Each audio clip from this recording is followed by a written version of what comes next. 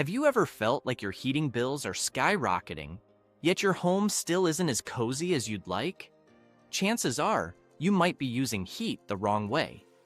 In this video, we'll explore 3 tried-and-true Amish methods that help people stay warm without expensive, power-hungry systems. While most of us rely on modern technology and complex appliances, the Amish thrive in off-grid settings where they've mastered the art of keeping homes toasty through simple yet ingenious techniques. By learning from their approach, where every log, every layer of insulation, and every air current is carefully optimized, you can discover a new perspective on efficient heating. These strategies aren't about roughing it or sacrificing comfort. Rather, they show that some old-fashioned wisdom can outperform the most advanced gadgets. If you're looking to save money, reduce energy consumption, and still enjoy a warm, inviting home all winter long, you won't want to miss these 3 practical tips. Number 1. Wood-Fired Mastery. Many Amish communities operate without reliance on electrical grids, so a dependable wood-burning system becomes the lifeblood of their winter survival strategy. Though the concept of burning wood might seem straightforward, the way they do it is far more nuanced than simply stacking logs into a stove. One critical component is selecting the right wood stove design, which can vary significantly depending on local traditions and climate conditions. In colder regions, Amish artisans often favor stoves crafted from heavy cast iron with intricate internal chambers. This design allows the stove to capture and radiate heat steadily over several hours, even after the flames begin to die down. The heat is stored and slowly released, ensuring a gentle, continuous warmth rather than a short-lived blast of high temperature followed by quick cooling. Some families incorporate stoves with additional cooking surfaces and built-in ovens that use leftover thermal energy to bake bread or simmer stews, further maximizing fuel efficiency. Fuel selection, a seemingly minor detail, is another vital part of Amish wood-fired mastery. Hardwoods like oak and maple can produce a longer burn time and steadier heat output, whereas softer woods like pine or poplar can be used to start the fire, but won't keep a home warm through the night. Many Amish households dedicate entire seasons to properly harvesting, splitting, and storing logs so that the moisture content is minimal. Green or wet wood wastes energy because it requires more heat to evaporate residual water. By contrast, properly seasoned wood, often allowed to dry for 12 months or more under covered sheds with good airflow, lights quickly and burns cleaner. Some communities use natural methods, such as stacking wood in a crisscross pattern, to improve air circulation, preventing mold and rot. Others might rely on older methods like bark removal or partial splitting to accelerate the drying process. Each family crafts a system tailored to local conditions, ensuring that by the time winter arrives, they have an ample reserve of well-seasoned logs. In addition to the correct stove design and wood supply, airflow management remains crucial for wood-fired efficiency. Amish households often install adjustable dampers to regulate oxygen intake. By carefully controlling how much air flows into the firebox, they can maintain a slow, steady burn that produces sustained heat rather than an intense burst that dissipates quickly. The same principle applies to how they build the fire itself. Typically, larger logs are placed toward the rear, smaller sticks near the front, and kindling is strategically arranged for optimal ignition. Once the fire is stable, a slight turn of the damper can keep the temperature consistent without wasting precious wood. To further reduce heat loss, the flue often passes through central parts of the home, allowing some of the rising warmth to radiate into living areas before exiting through the roof. This careful routing of heat channels ensures minimal waste and maximum utilization of every log that enters the stove. Another noteworthy factor is the strategic location of the stove. Placing it in a central room or near an open stairway can help distribute warmth more evenly across multiple floors. If the house layout includes a large gathering area, the stove often sits in the heart of that space, promoting natural circulation of warm air. Seating areas might be arranged around the stove, transforming it into a social nucleus during winter evenings. It's a place to read, converse, or work on crafts. All these measures aren't random conveniences. They emerge from generations of trial, error, and communal knowledge transfer. Over time, families refine their approaches to suit changes in house design, local wood availability, or climate shifts. Through this process, the Amish demonstrate that wood-fired heat is more of a dynamic art form than a static, one-size-fits-all solution. Number 2, tuning your insulation. While mastering a wood stove is a primary step, the Amish also pay meticulous attention to keeping the warmth contained.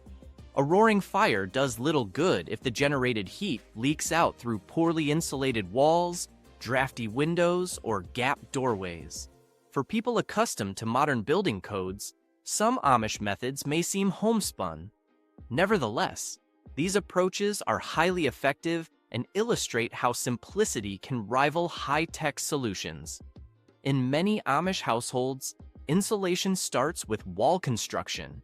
Instead of relying solely on mass-produced fiberglass bats or spray foams, though some Amish builders do use them, depending on the local ordnung or community rules, they might incorporate natural materials. Layers of straw, shredded newspaper, or specially treated cellulose can be packed into walls to limit convection currents. This ecological approach not only keeps warmth from escaping, but also helps regulate humidity within the home. In more traditional communities, homemade quilts and blankets are sometimes hung on interior walls or strung across thresholds at night to create additional barriers against the cold. Attention to the smallest details is what truly distinguishes Amish insulation techniques. Window frames receive thorough sealing at every joint, and small cracks around door jambs get tightly packed with either commercial weather stripping or handcrafted alternatives, like a rolled piece of cloth or crocheted draft stopper. Double-hung windows might be fitted with second interior panes or sealed plastic film during the most frigid months, a practice mimicking the effect of modern double-glazed glass. Shutters, more than just a quaint exterior design element, can be closed in bitterly cold weather or on windy nights, blocking gusts that would otherwise sap precious heat.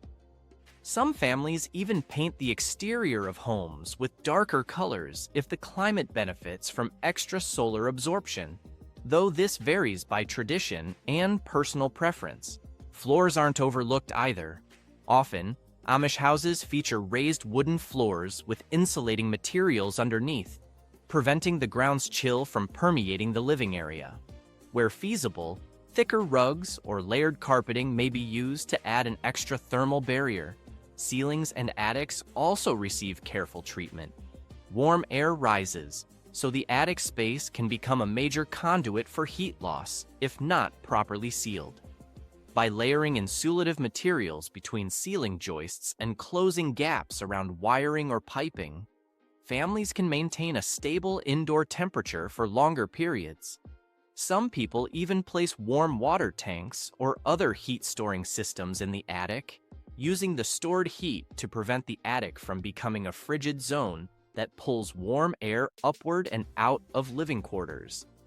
The key lies in transforming an entire house into a cohesive heat envelope, meaning that every door, window, floorboard, wall, and ceiling is optimized to retain the comfort generated by the stove or any other heating source. Textiles further enhance the cozy environment. In Amish tradition, quilts aren't just decorative, they're painstakingly designed and layered to trap heat efficiently during long winter nights. These heirloom-quality quilts can be made with wool, cotton batting, or even recycled fabric scraps. The layering approach extends to everyday clothing. Thick undershirts, petticoats, shawls, and aprons become standard during colder months, reducing the need to maintain very high indoor temperatures. In rooms that are not frequently used, Amish families may close off the space entirely, sealing vents or blocking doorways to keep the primary living areas toasty. This selective heating or zoning strategy ensures that the household only invests energy where it's most needed. It's a stark contrast to the typical modern approach of keeping an entire house at a uniform temperature all day, regardless of how many rooms are in active use. Through this combination of thorough insulation, careful sealing, and targeted heating, the Amish illustrate how an environment can remain comfortable without a sky-high energy bill, making the most of every degree of warmth generated. Number 3. Smart heat distribution.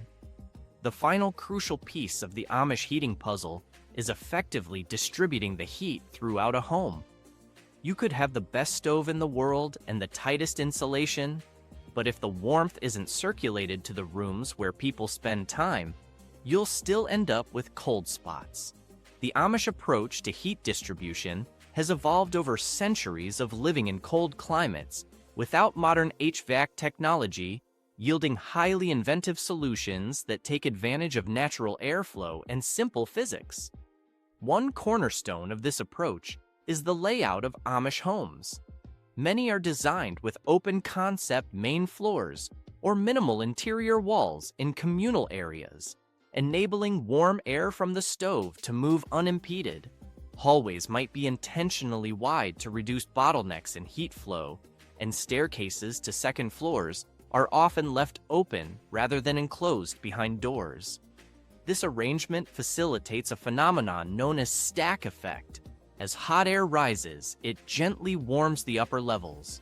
Meanwhile, cooler air sinks, where it can be reheated by the stove. By relying on these natural convection currents, Amish families reduce the need for mechanical aids like fans or blowers, which would typically require electricity. But even open designs have their limitations, especially when smaller bedrooms or private spaces branch off from larger common areas. In these cases, Amish individuals employ a variety of simple tactics to push or pull heat into adjoining rooms. For instance, a door may be propped open during daylight hours to allow a flow of warm air, then closed at night to retain the day's heat. Conversely, in rooms where moisture or odors might accumulate, like a laundry area or kitchen, windows can be briefly cracked open to encourage a controlled exchange of stale air without letting out too much warmth. Timing is everything. Tasks that generate heat, such as baking, cooking, and doing laundry, are often scheduled during the coldest parts of the day. This ensures that residual heat from the stove or oven supports the household's overall temperature needs. People gather in kitchens or nearby living spaces while bread bakes or water boils, soaking up the extra warmth without requiring a separate heating method. It's a synergy of domestic chores and heating that might seem foreign in a world where homes are frequently subdivided into specialized rooms, each with its own climate control. Some Amish families use subtle physical aids to circulate air further. For example, placing a basin of water near the stove can serve multiple purposes. It adds humidity to the air, important in very dry, heated environments, and absorbs heat, releasing it slowly as the indoor temperature fluctuates. Large covered pots can similarly store warmth. Certain households might hang wet laundry on lines close to the stove to dry, a chore that also temporarily increases humidity in the surrounding area. While mechanical fans are rare, a few communities might permit manually powered ceiling fans, rotating them at a low speed to push warm air from higher elevations down toward the floor. Even the simplest items, like an open-back bookshelf, can subtly guide airflow from one room to the next when positioned near doorways. Smart heat distribution extends to how the Amish strategically decide which rooms remain at higher temperatures and which stay cooler. Living areas, where families spend most of their time, might be kept very cozy, whereas storage or unoccupied spaces can be allowed to remain cooler without issue. An unheated hallway or a lightly insulated pantry might sound uncomfortable to some, but it's an effective way to conserve resources and make a small stockpile of fuel last through the harsher parts of winter. Additionally, children may share a bedroom, concentrating the body heat of multiple people in one space so that the same limited heat can keep everyone reasonably comfortable. For adults, heavier bedding, blankets, and layered clothes can compensate for a slightly cooler sleeping environment. It's an ethos that merges practicality with a certain level of endurance, reflecting a culture that respects nature's boundaries rather than trying to overcome them with high energy consumption. Further illustrating this philosophy is the Amish preference for maintaining consistent temperature over sudden spikes and drops. Ramping the stove up to extremely high temperatures in short spurts tends to waste fuel and create uncomfortable humidity shifts. Instead, a steady, moderate burn is maintained throughout the day, avoiding wild thermal swings. The house may not feel as blisteringly hot as one heated by a forced air furnace cranked to its highest setting, but it remains invitingly warm and stable. This consistent environment also helps protect wooden furniture, house structures, and stored food from damaging temperature fluctuations. In some communities, people have discovered that certain root vegetables and canned goods fare better in a slightly cooler but stable environment than in a home that cycles between overheated and chilly. Humidity control is yet another piece of the puzzle. Extremely dry air feels colder, leading people to want to turn up the heat, which in turn dries out the air further. By strategically introducing moisture, such as cooking soups, simmering herbal teas, or even placing a pot of water on top of the stove, the Amish maintain a comfortable indoor humidity level. Moist air holds heat better, allowing a lower overall temperature to still feel cozy. It's a subtle trick that saves on fuel usage and prevents ailments like dry skin or aggravated sinuses. Some Amish families grow potted herbs or store produce near their stoves, which not only keeps them from freezing in colder rooms, but also contributes a bit of moisture as the plants transpire. Everything becomes part of a larger equilibrium designed to keep the household balanced and comfortable. Finally, daily routines mesh seamlessly with heating practices. Because many Amish families rise with the sun, the stove is stoked early in the morning, setting a warm tone for the day ahead.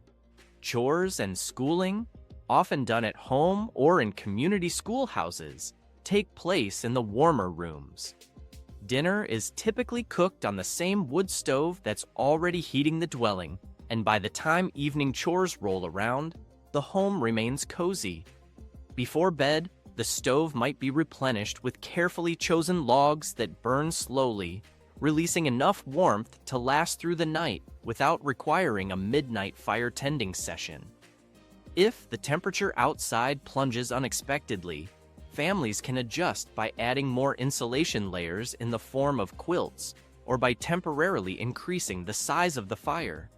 But the overall system is designed to be self-regulating, guided by experience and subtle cues like the creaking of timbers or the presence of frost on windows. These three approaches, Woodfired Mastery, tuning your insulation, and smart heat distribution, constitute the core strategies that Amish communities use to stay warm cheaply.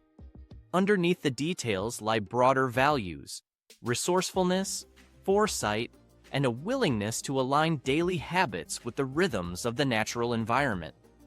It's not about chasing the convenience of flipping a thermostat switch, but rather understanding how heat flows, how materials interact with it, and how each member of the household can play a part in sustaining a comfortable living space throughout the coldest months of the year.